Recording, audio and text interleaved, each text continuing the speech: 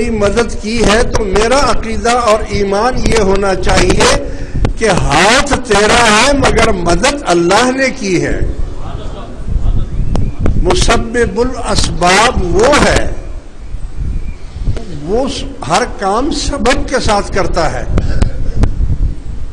کوئی کام بھی بغیر سبب کے اللہ تعالی نہیں کرتا.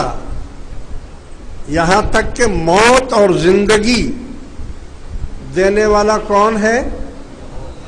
اللہ ہے. مگر اسباب، ایکسیڈنٹ ہو گیا. کیسے مرا بھائی؟ ایکسیڈنٹ ہو گیا. کیسے مرا بھائی؟ کینسر ہو گیا. کیسے مرا بھائی؟ ہارٹ اٹیک ہو گیا.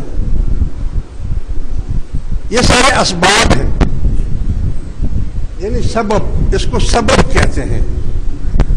لیکن ان تمام اسباب کا مالک حقیقی کون ہے؟